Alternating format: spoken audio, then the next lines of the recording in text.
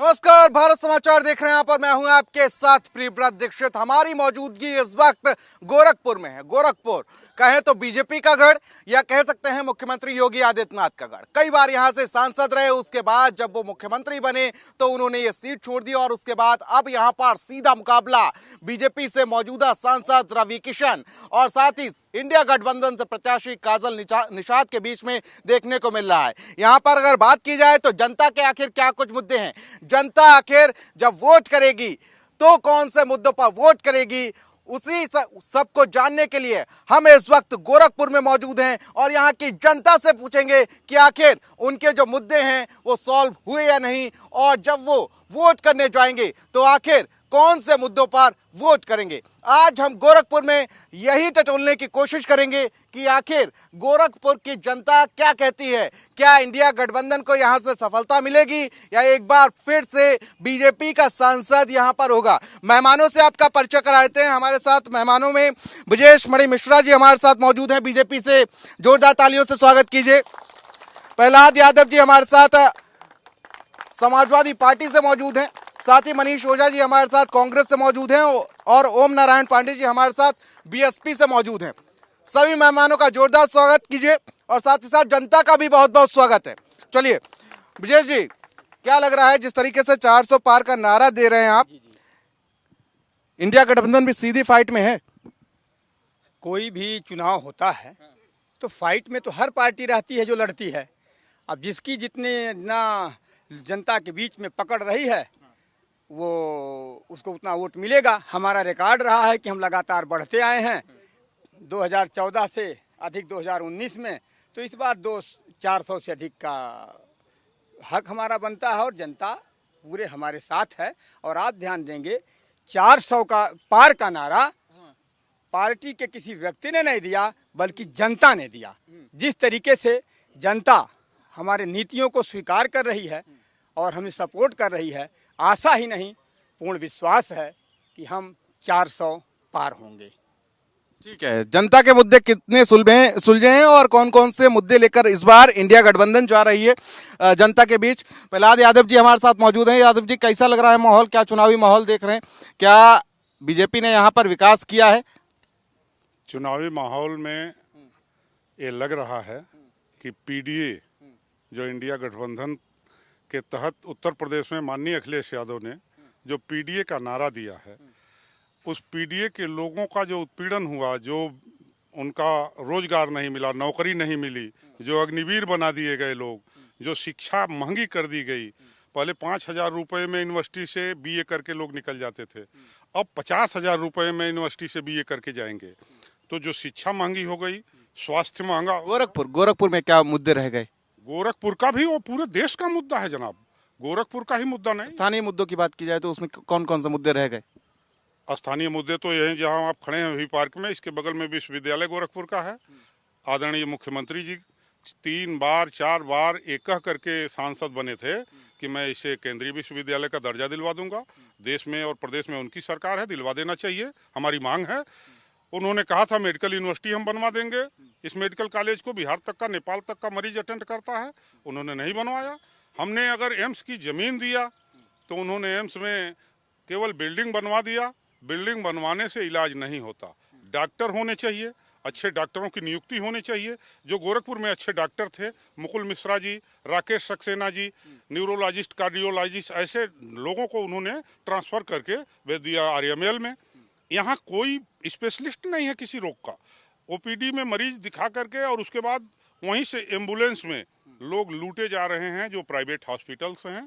और जो आयुष्मान योजना इनकी है, उस आयुष्मान योजना में इतना भ्रष्टाचार हो रहा है कि जब वो प्राइवेट हॉस्पिटल वाले उसको लगा रहे हैं तो छोटे से चीरा लगा करके और बड़े ऑपरेशन का पेमेंट सरकार के खाते से ले ले। चलिए ठीक है, मैं आऊँगा आपके पास। हमारे साथ कांग्रेस से भी हमारे साथ मनीष ओझा जी मौजूद हैं। ओझा जी, बड़ा खटाखट चल रहा है, कैसे पार पाएंगे बीजेपी जो 400 पार का नारा दे रही है? देखिए, राहुल जी कहे खटाखट यहाँ चल रहा है तो मोदी जी का टपाटप पसीना गिर रहा है।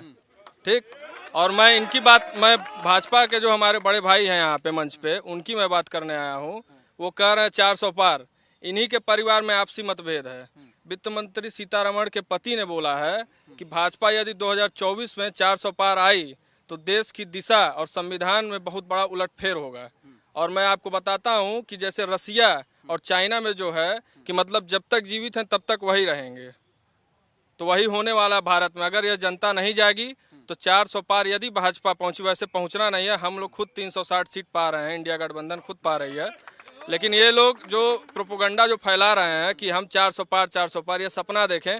माँ विंध्यवासिनी के मैं इस पार्क में मौजूद हूँ, ये हमारी माँ हैं, इनके इस धरा पे मैं यह सौगंध खाता हूँ कि भारतीय जनता पार्टी को 400 पार कभी आना ही नहीं है, हम 360 ला के दिखाएंगे, ये मेरा विश्वास है। चलिए ठीक है। हमारे साथ ओम नारायण पांडे जी भी मौजूद हैं। पांडे जी, लग रहा है मुस्लिम कार्ड इस बार खेल दिया गया, कैसे जीत पाएंगे भैया? ये हमारा तो अच्छी बात है। ये बताइए, हमको तो तीसरे की जरूरत नहीं है।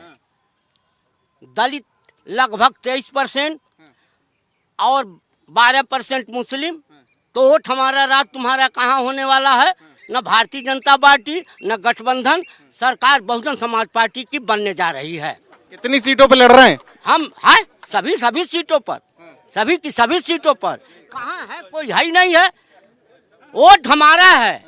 जब हमारी संख्या है ज्यादा, कितनी संख्या है आप स्वयं बताइए।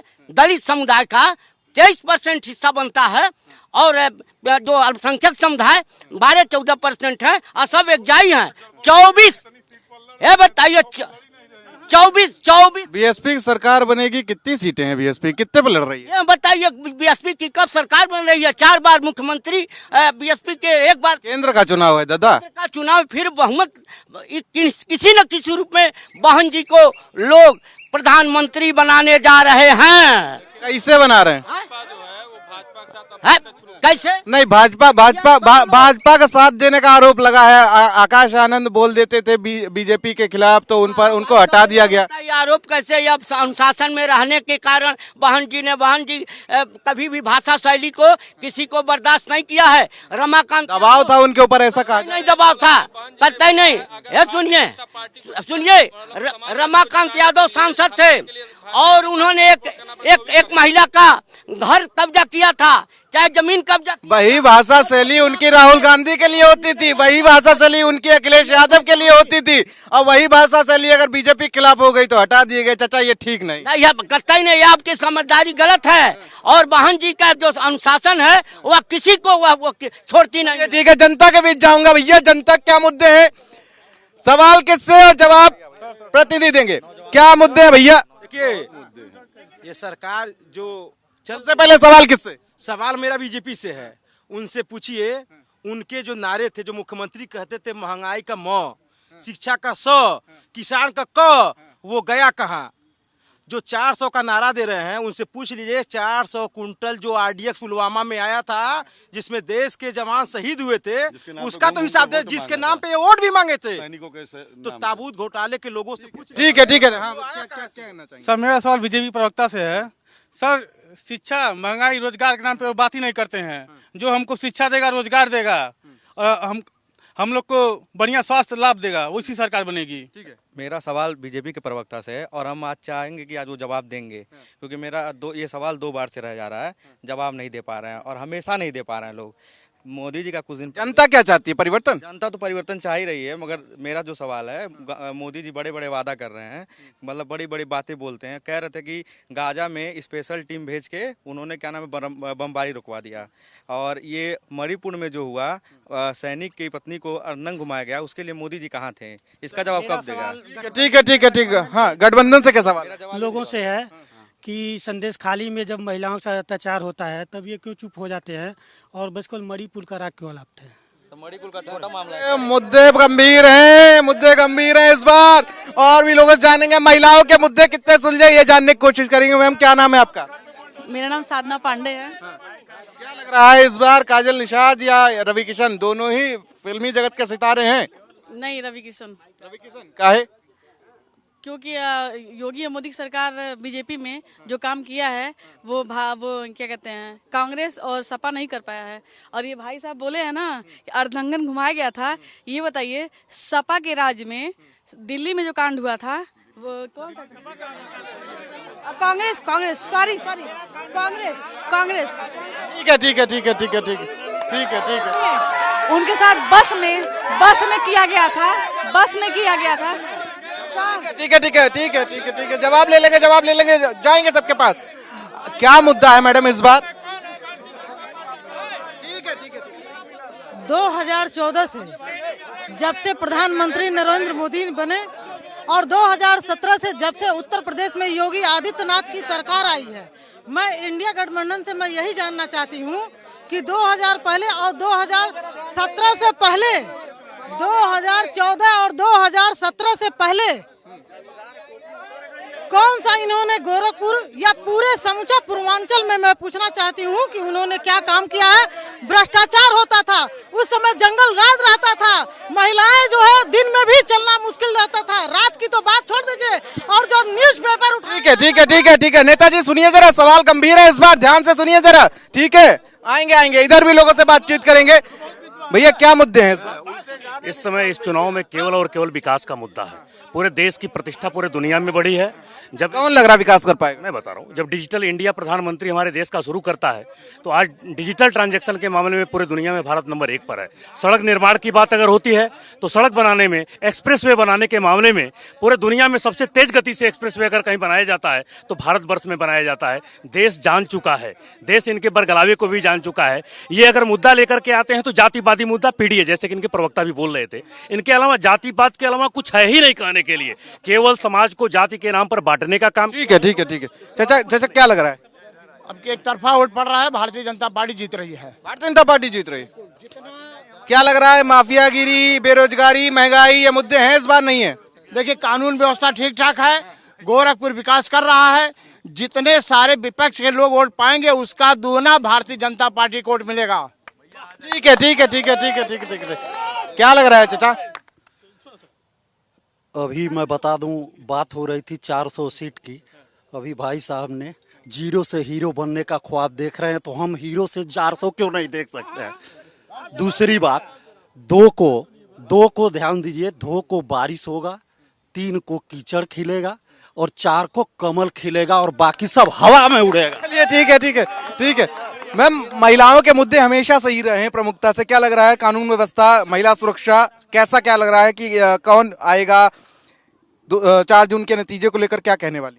भाजपा ही आएगा भैया, क्योंकि महिलाओं को जो 50% दिया गया है, आप खुद देख रहे हैं महिलाएं कितनी यहाँ पे जागरूक हो रखी है। मैं तो यहाँ की बहू, बहुत सारे लोग कहते हैं मैं बहू बन के आई हूँ, मैं उनके ऊपर ही नज़र उठाती हूँ। 40 साल पहले आए थे, यहाँ चलना मुश्किल था, इतना माफियागिरी थी, चारों तरफ बातें होती थी, चारों तरफ औरतों की इज्जत लूटी जाती थी।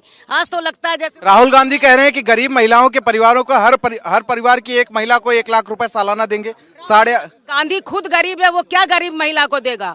खुद वो अपने विचारों से गरीब है, अपनी बातों से। अरे 1 जुलाई से 8,500 रुपए महीने आने लगेंगे। एक दरिद्र दूसरे दरिद्र को कुछ नहीं दे सकता है। ठीक है ठीक है। उधर भी हाँ बताइए। हमारा देखिए दो विषय है। अभी भाई साहब कह रहे थे एक्सप्रेसवे बन रहा है, गोरखपुर से बनारस का रोड जब 2014 में भाजपा की सरकार बनी, 6 महीने बाद ही रोड के मंत्री जी आए कौड़ीराम में और उस रोड के लिए वो नारियल फोड़ के गए। और 10 साल हो गया, 250 किलोमीटर रोड ये लोग 10 साल में नहीं बना पाए। कितना 200 किलोमीटर रोड 10 साल में ये लोग नहीं बना पाए, कितना एक्सप्रेसवे बना रहे होंगे? पहली बात। दूसरी बात, उत्तर प्रदेश के मुख्यमंत्री 2017 के चुनाव में मंचों पे घूम घूम के बोल रहे थे कि गोरखपुर में मेट्रो बना देंगे, गोरखपुर में मेट्रो बना देंगे। 7 साल हो गया, 7 साल हो गया। मैं भाजपा के प्रवक्ता से पूछना चाहता हूं कि एक स्टेशन से दूसरे स्टेशन का मेट्रो का किराया कितना है गोरखपुर का, वो बताने का काम करें। ठीक है ठीक है। देखिए, मुद्दे गंभीर तब हो जाते हैं जब मुख्यमंत्री की सीट की बात की जाए, चाहे वो यहाँ से सांसद रहे हों या विधायक रहे हों, ये मुद्दे तब गंभीर हो जाते हैं। और भी लोगों से जानेंगे, बातचीत करने की कोशिश करेंगे। क्या लग रहा है भैया, युवाओं के मुद्दे, महंगाई, बेरोजगारी क्यों नहीं रहेंगे? देखिए, इस बार ये सरकार अपने आप में इतनी आताताई हो गई है, जो सब जब सन 2014 में इनको सरकार में आना था, इन्होंने उसी युवाओं के सहारे आए थे और ये भूल गए हैं कि जेपी आंदोलन, संघर्षों के साए में इतिहास हमारा पलता है। जिस ओर जवानी चलती है उस ओर जमाना चलता है। जेपी आंदोलन ही था जो उस समय की अहंकारी सरकार को उखाड़ के फेंकने का काम। इस बार क्या है? और इस बार भी युवा उखाड़ के ये सरकार फेंकने जा रहे हैं, क्योंकि ये सरकार तो लीक वाली सरकार है। आरओ नीट, कभी आपने सुना है हाई स्कूल और इंटर की परीक्षाएं के पेपर लीक हुए हो? तो युवा किसके साथ है? युवा इस बार गठबंधन के साथ है और युवा इस बार रोजगार लेके रहेगा। गठबंधन की सरकार बनी तो दूल्हा कौन होगा? गठबंधन की सरकार बनने तो दीजिए, उसके बाद उसमें दूल्हे तो बहुत हैं। दूल्हे तो हैं, परिवार वाले हैं, सब कोई न जो भी बनेगा संतोष कर लेंगे। वो युवाओं के पक्ष की सरकार बनेगी, युवाओं के पक्ष की सरकार बनेगी और दूल्हा वही बनेगा जो युवाओं की बातों को सुनेगा और समझेगा। ठीक है, इधर हाँ बताइए। मैं एक बार बताना चाहता हूं कि 14 से पहले इनकी सरकार थी ना, ये गोरखपुर में रहते हैं ना, गोरखपुर की दशा क्या थी ये सभी लोग, कोई व्यक्ति जानता है। कोई, एक मिनट, मैंने नहीं बोला आपके साथ, सुन लीजिए। कोई व्यक्ति बता दे गोरखपुर निवासी कि यहाँ पे सड़क की व्यवस्था क्या थी, स्वास्थ्य की व्यवस्था क्या थी और आपको रोजगार की व्यवस्था क्या थी। और जो दुर्दशा था, बहन बेटियों के चलना मुश्किल था, गुंडागर्दी का चरम आलम था, लाइट की भाई साहब ये व्यवस्था थी जहां पे आप सोचते थे कि कब लाइट आएगी। आज के लोग कुछ सोचते हैं कि कब लाइट जाएगी। और ये इंडिया, ठीक है, आऊंगा। क्या लग रहा है मैम, क्या मुद्दे लग रहे हैं? पहले ले लीजिए, उनका ले लीजिए। आप बताइए, आप क्या मुद्दे लग रहे हैं? सबसे पहले मैं तो भारत समाचार को, जितने भी दर्शक हैं उनको नमस्ते करूंगी, प्रणाम। मैं निशा किन्नर, समाज सेविका, ट्रांसजेंडर एक्टिविस्ट, गोरखपुर से। कहा जाए तो आज सपा भी खड़ी है और बीजेपी भी है। सपा, बीजेपी, कांग्रेस, बीएसपी सब है। सवाल किससे? सवाल हमारा पिछले सरकार से है कि क्या उनको कभी किन्नर समाज दिखा था? किन्नर समाज के लिए उन्होंने क्या उत्थान किया? बीजेपी ने किया है। बीजेपी ने हमारे लिए बहुत सारा किया है, क्योंकि जैसे ही 2014 में बीजेपी आई है तब से हमारे लिए कानून बना है, हमें मुख्य धारा से जोड़ने का प्रयास किया है। हमारा शौचालय भी अलग बन रहा है ट्रांसजेंडर के लिए अलग वार्ड बन रहे हैं, स्वास्थ्य के लिए, शिक्षा का भी प्रावधान हो रहा है। तो जहाँ जिस सरकार में हमें स्वास्थ्य, शिक्षा और सामूहिक सुरक्षा प्रदान हो, उसका क्या ठीक है नेताजी, मैं आऊंगा आपके पास, सवालों के जवाब सोच के रखिएगा। जनता के बीच जाएंगे और भी लोगों से बातचीत करेंगे, पूछेंगे। आएंगे, जगह दीजिए, जगह मैं आऊंगा।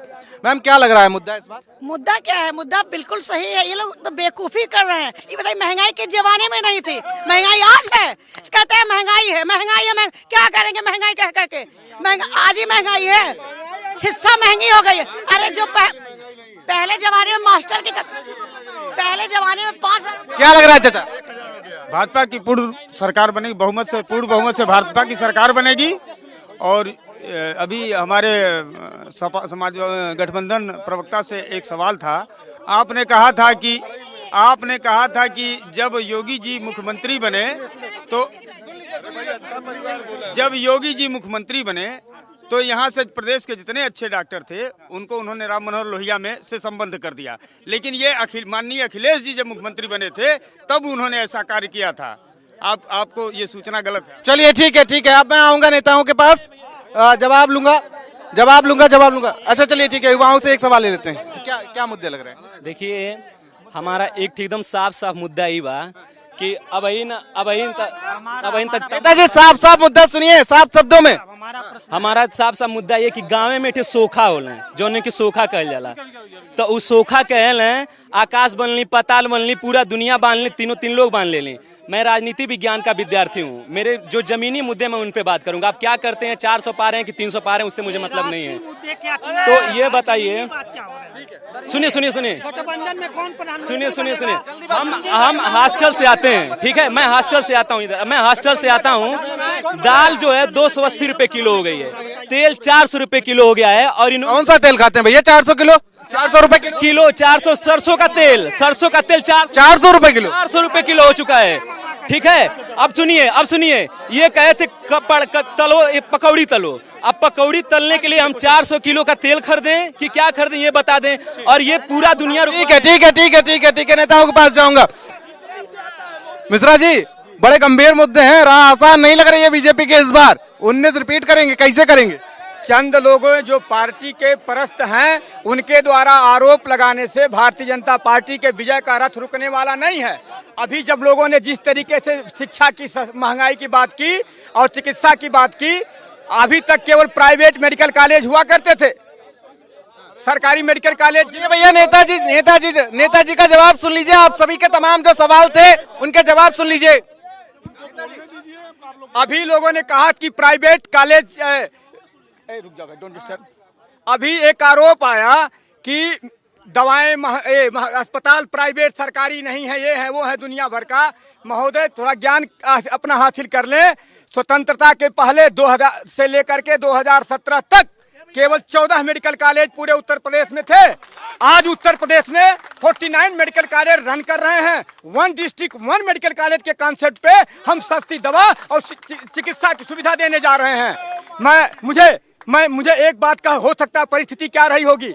मैं धरातल मत बोलो, सुन लो पहले मेरी बात। माननीय मुलायम सिंह बहुत बड़े नेता थे, धरती पुत्र थे, मैं उनका बड़ा सम्मान करता हूं। लेकिन वो जब मुख्यमंत्री थे, बड़े समाजवादी नेता थे, पहले आदमी थे जो प्राइवेट मेडिकल कॉलेज का फीता काट के उद्घाटन किए थे। एक भी सरकारी मेडिकल कॉलेज चाहते तो हर जिले में बना सकते थे।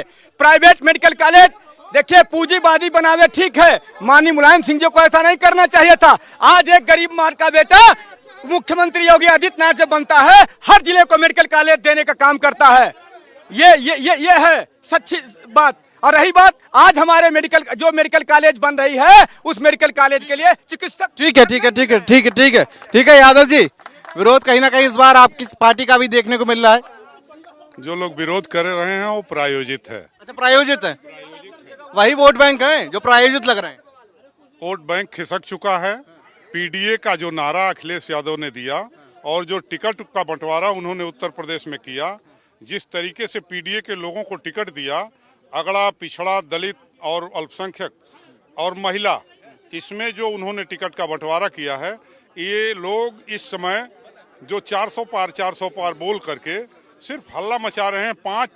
2022 के विधानसभा चुनाव में एक भरा पूरा आंगन आपके पास था, चाहे हम जयंत चौधरी की बात कर लें, ओपी राजभर की बात कर लें, चाहे हम पटेल साहब की बात कर लें। एक चुनाव में बता दीजिए किसी लोकसभा के चुनाव में जयंत चौधरी प्रचार करने गए हों, उन्हें किसानों ने नकार दिया। किसान आंदोलन कर रहा है। पश्चिमी यूपी का पूरा उन्होंने यूपी में सिर्फ अपनी 2 सीटों पर प्रचार करने का वो जगह पाया। अरे नहीं नेताजी नहीं, संभल तक प्रचार करके गए, मथुरा तक। जयंत चौधरी का कहीं अता पता नहीं रह गया, पूरे प्रदेश में प्रचार करते थे। और आज 5वें चरण के चुनाव के बाद देश में वो हालत हो गई है कि भारतीय जनता पार्टी का शीर्ष नेतृत्व ये जान गया है कि अब हमारी सरकार नहीं आने वाली है। 2 बार इन्होंने सरकार। ठीक है ओझा जी, क्या लग रहा है 17 सीटें जो मिली है कि 17 में से कितनी सीटें जीत रहे हैं? 17 में मैं बताऊं आपको, हम लोग 15 तो बिना निसंकोच जीत रहे हैं। और मैं आपको 2 कहाँ फंस गई? 2 सीटें हो सकता है फंस जाएं, पूर्ण रूप से जरूरी नहीं है कि हर जगह हम पूरी सीट जीते हैं, लेकिन 15 सीट हम जीत रहे हैं। और उत्तर प्रदेश में 80 सीटों में से हम लगभग 62 से 65 सीटों पे समाजवादी और कांग्रेस पार्टी की सरकार उस पर बढ़त करेगी। और वहाँ से एक मुझे सवाल सुनने में आया, पहली बात तो भारतीय जनता पार्टी के कार्यकर्ताओं में और भारतीय जनता पार्टी के नेताओं में बोलने की शैली ही नहीं है। वहाँ पे वो लोग बोल रहे हैं कि राहुल गांधी वो क्या मुझे पैसा देगा, ऐसा सवाल आप ही से वो लोगों ने पूछा है। मैं आपको बताऊं, कल की या परसों की बात है, सिद्धार्थनगर की भूमि से माननीय योगी आदित्यनाथ ने ब्राह्मण समाज को एक गाली दी है और वो कहे हैं मंच से कि उनको गोरखपुर से जनता ने नकारा है, लतियाया है, संत कबीर नगर की जनता ने लतियाया है, अब सिद्धार्थनगर की बारी है। वो बोल नहीं रहे थे, वो ये कहना चाह रहे थे कि अब की बार संत कबीर नगर की जनता माननीय कुशल चलेगा, खटाखट चलेगा, भाजपा का टपाटप पसीना चुएगा। चलिए ठीक है पांडे जी, बड़े गंभीर मुद्दे हैं। बसपा कहाँ खड़ी अपने आप को मौजूद नजर आ रही, क्योंकि पश्चिमी यूपी से एक कारवां चला था बीएसपी का, वोट जैसे जैसे चुनाव होता गया वो इधर बढ़ता गया।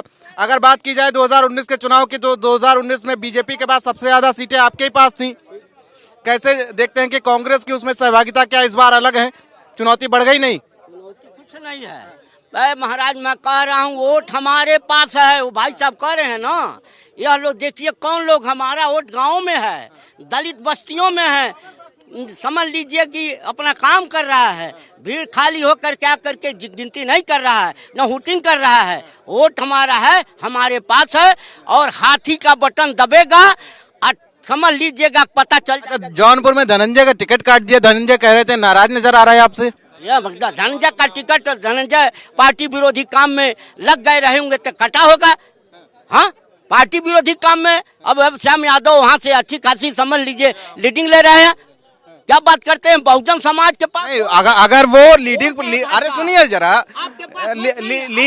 लीडिंग कर रहे थे तो पहले मायावती को रणनीति बनानी चाहिए थी, देखना चाहिए था कौन वहाँ पर भारी पड़ रहा है। कहीं न कहीं कभी कुछ रणनीति स्ट्रेटजी बदलनी पड़ती है। आप जानते हैं ना, राजनीति में स्ट्रेटजी बदलनी पड़ती है। और भारतीय जनता पार्टी कह रही है हम 420, आप जब 420 सब मिला है तो क्यों प्रचार कर रहे हैं? चलिए ठीक है, जनता के बीच जाऊंगा, जनता के बीच जाऊंगा, आएंगे सबके पास, ठीक है, सबके पास, ऐसे नहीं आ पाऊंगा, ऐसे नहीं। नेताजी क्या कहेंगे? अभी आपने सुना कि बता रहे हैं कि महंगाई है। हमको एक उत्तर दे दें, जब 2004 के जब सरकार इनकी थी 2009 में, और 2014 में जब भाजपा की सरकार बनी, तो 2004 के बाद जो पेट्रोल कितना रुपया लीटर था? 34 रुपये लीटर पेट्रोल था। भाइयों आपको पता होगा, सब लोग को जानकारी होगी, 34 रुपये पेट्रोल था। अब वही 2009 में जाकर 34 पेट्रोल उसमें बिकता था, लेकिन 2009 में जाते तो पेट्रोल कितना रुपया हो गया? 72 रुपये लीटर हो गया, यानी डबल। सुनिए, इतने कम समय में 72 रुपये लीटर पेट्रोल बिकने लगा। और जब 2014 में हमारे मुख्य प्रधानमंत्री मोदी जी प्रधानमंत्री बने तो पेट्रोल का दाम कितना हुआ? अभी पेट्रोल का दाम कितना है? 96। यानी आप जोड़ सकते हैं कि 9 सालों में डबल हो गया। लेकिन इन कम दिनों में मोदी जी डबल भी नहीं हुआ, अभी मुश्किल से 8-10 रुपये बढ़ा, यही सब बढ़ा ना। तो महंगाई की बात करते हैं, 72 से 96 हो गया। सुनिए, और दूसरी चीज, 72-96, 8-10 नहीं होते, गिनती भूल रहे हैं आप। 20 रुपया हुआ, आपको डबल दिखाई नहीं दे रहा है कि 34 दूनी कितना होता है? बताइए हमको, 34 दूनी कितना होता है? काबू कर सकते थे, 72 से 34 पे लाया जा सकता था, 72 से 34 पे लाया जा सकता था, 72 से 34 पे लाया जा सकता था ये नहीं। इनके पास कोई मुद्दा नहीं है। सुनिए, इनके पास कोई मुद्दा नहीं है, मुद्दा केवल इनका जातिवाद का मुद्दा है, और केवल बार बार वही बगलाते हैं, क्योंकि मोदी जी ने कोई मुद्दा छोड़ा नहीं है। धारा 370। ठीक है, एक मिनट। मैं गठबंधन से पूछना चाहता हूँ, बारात तो इन लोगों ने तैयार कर लिया, दूल्हा कौन है अब यही बता दी। सीट ठीक है, इधर ठीक है। मैं अखिल भारतीय ब्राह्मण महासभा के परशुराम सेना का जिलाध्यक्ष। जहाँ पर सनातन प्रेमियों के लिए ब्राह्मणों का सम्मान है, उसी का सरकार होना चाहिए। क्या लग रहा है भैया, कौन सम्मान दे रहा है? सम्मान देखिए, आपके सामने खुद दिख रहा है कि कहा गया विनाशकालीन विपरीत बुद्धि, और कहा गया कवन तो काज कठिन जगमाही, जो नहीं हो इता तुम पाही। इसलिए अभी भी समय है, कहा गया कि हम सुधरेंगे, युग सुधरेगा। इसलिए हम लोग को अपने आप में सुधार करना चाहिए। जय परशुराम। ठीक है, देखिए इस वक्त हम गोरखपुर में मौजूद हैं, और गोरखपुर की जनता की अगर बात की जाए तो गोरखपुर जनता मतदान करने वाली है, और 4 जून को नतीजे आ जाएंगे। नतीजे क्या कहेंगे ये भी देखने वाली बात होगी, और गोरखपुर से इस बार संसद कौन पहुंचेगा ये भी देखने वाली बात होगी। कल फिर मिलेंगे अगले जिले में, तब तक के लिए मुझे दीजिए इजाजत, नमस्कार।